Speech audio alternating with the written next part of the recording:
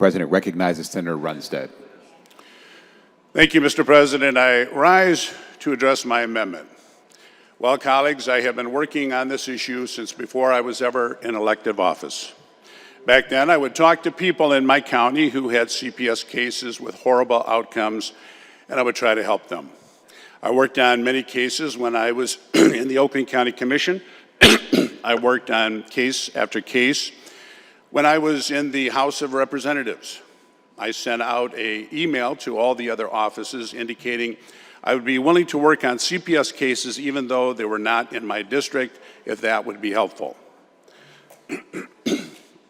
However, due to an old, obscure Michigan law on the books, legislators and credentialed media are not permitted to get information on individual CPS cases, no matter how horrific, how barbaric, and no matter how callous and incompetent the department's behavior. So this last February, I put in a bill that would reverse this mind-boggling travesty and permit sitting legislators and members of credentialed media to get access to this vital information on these individual cases from DHHS, provided that they sign a non-disclosure agreement preventing them, at penalty of a misdemeanor, from disclosing any identifying information on those individual cases. This bill, unsurprisingly, has been thrown into a death committee.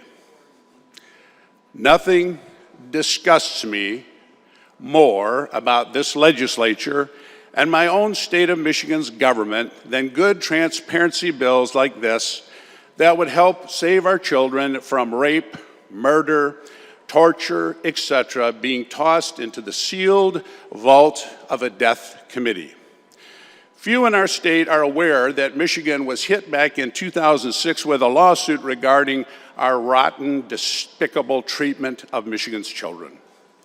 We are still under that court order, and I believe it's still the longest running federal court case against any state. Nothing in Michigan's lack of transparency ever seems to change. Today will be no different. Today's defeat of my amendment just further demonstrates that reality. Yes, Michigan is the least transparent state, and I also believe that it is absolutely the most corrupt state in the nation. I believe the reason transparency bills like this are never allowed out to be debated or even to see the sunshine of day is because whichever party is in power always wants to protect its department and thus, by extension, the sitting governor. It keeps that dirty laundry locked up in the back room. Who does not get protecting, though?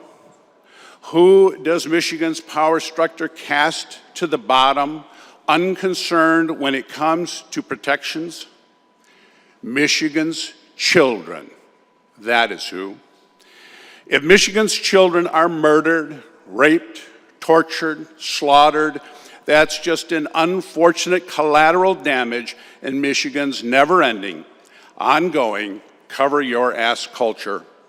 I know this amendment will go down in flames, just like my CPS transparency bill, all in the interest of continuing Michigan's culture of disdainful, deceitful, self-serving corruption. Thank you. I'd like my comments printed in the Journal.